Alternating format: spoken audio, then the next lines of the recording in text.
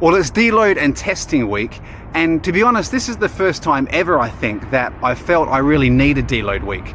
I've really started to feel that building fatigue, which is good because we're getting to the pointy end of the marathon block, and I think you should be feeling tired a lot at this stage. So I've just finished a 3-week building block. Last week was big, 132 Ks, I think, with a lot of intensity in there. And to be honest, I don't think I'm fully recovered. I've just done my warm-up then. Didn't feel great, but I'm gonna give today a red hot go. So today is the 3-minute time trial. Hoping it goes better than last time. I'm gonna try not to go off too fast like I did. It was horrible. I'm not feeling great, so we'll see how we go. If I can average 415 watts, I'll be stoked, but yeah, we'll just do what we can do. So enough procrastination and time to enter the pain cave.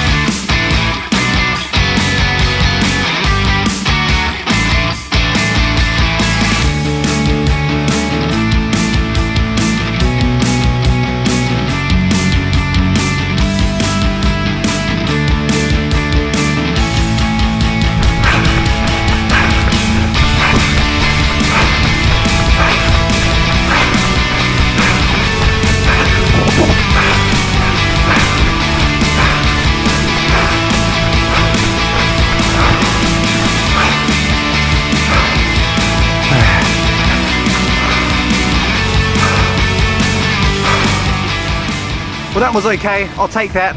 I didn't quite hit my target of 415 watts, but considering how I'm feeling, I'm happy with that. I paced it really well, which is good.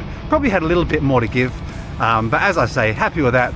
So now to freshen up, and hopefully my legs will feel a lot better by Saturday when I've got the 5K time trial, which I'm really looking forward to. Well, it's Saturday and I'm on my way to Parkrun to do my 5K time trial. So really looking forward to this one. It's actually been months since I've done an all-out 5K. The ones I had planned before, I had to pull out of because I was sick. So really looking forward to this one. I hope I remember how to, you know, pace myself and run a 5K. I'm sure it'll all come flooding back. But I'm going to a parkrun which isn't my local this morning because I really want to set a fast time. So my local one, it's quite undulating. I mean, it's not brutal hills, but you know, when you're going all out, they feel quite brutal at the end. And also this one I'm going to only has 180-degree turn. So it was an out and back, and my local one has 2. So you lose 3 or 4 seconds turning around, so that makes a bit of a difference. So this is a really flat course, it's a fast course. So hoping to get a time of around 18:30, which is way quicker than my current PB. So my current PB is actually 19:48. So that's a huge difference, but as I said, it's been a fair while since I've run an all out, and I'm gonna listen to the race predictor on my Stride ecosystem. It's always been really accurate. I always look at it and think, nah, there's no way I can do that. But I'm gonna trust it, because if you saw my video on the 10K, I didn't quite believe it then and ended up doing exactly what it said I could do. So yeah, hoping for a nice quick time of 18:30, that would be amazing. But my wife and my son are gonna come down and run this morning as well, which would be nice. So just gonna enjoy the day, get in a good test effort and have some fun.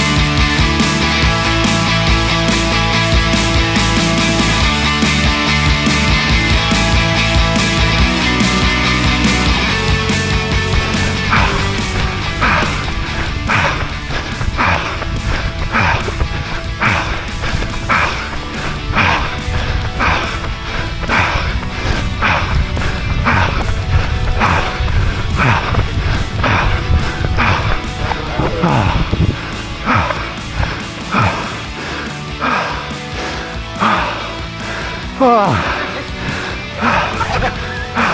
give you this with your resting, but don't feel you have to run.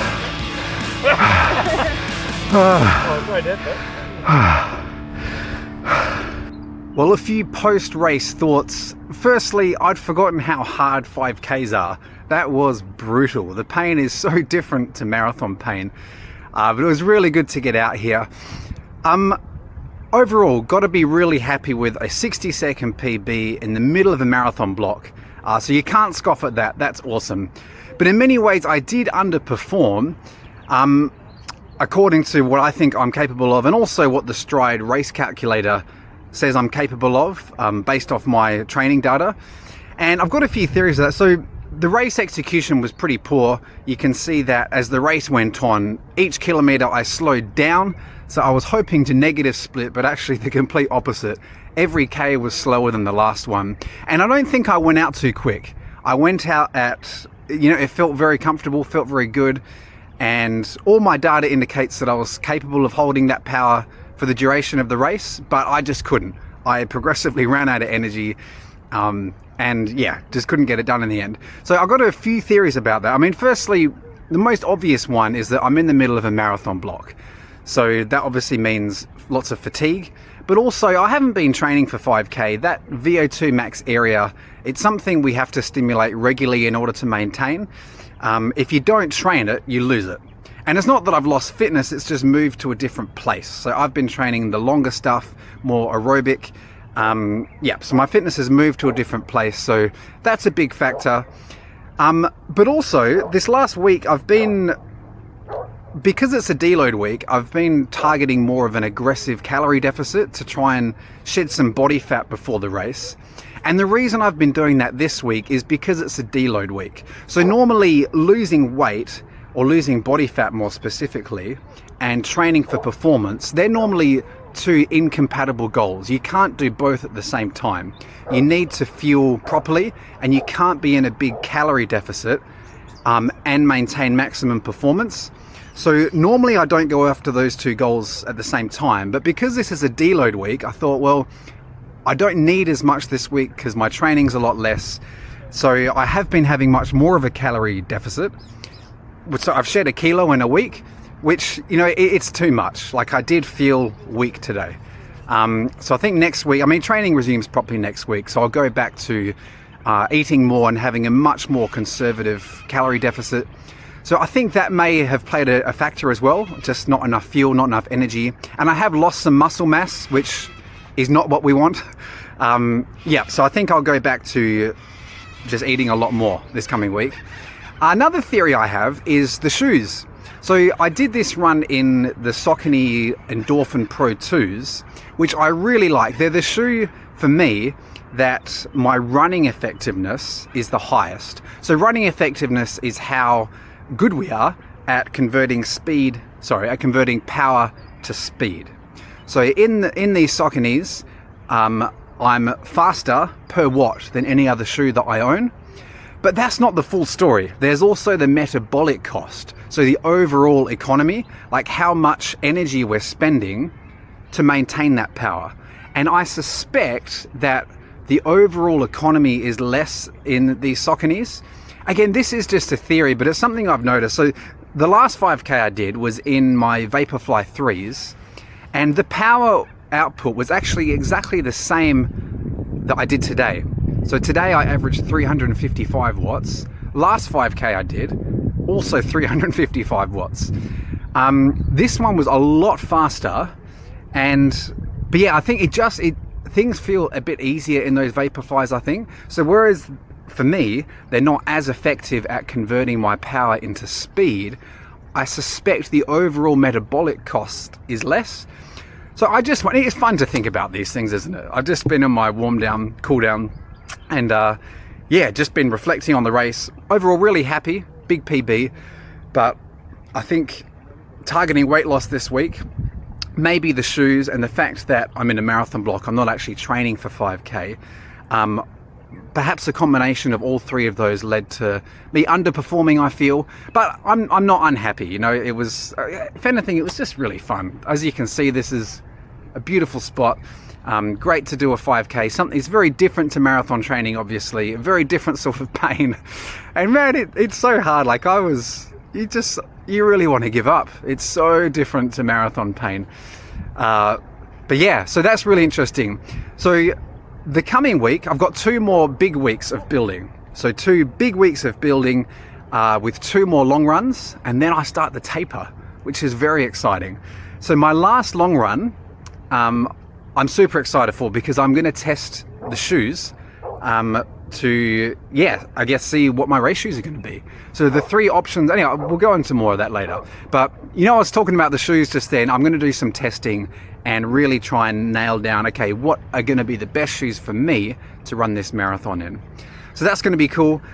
Next long run is actually a half marathon race. I'm not going to be racing it. I'm going to be using it as a training run. So that should be fun.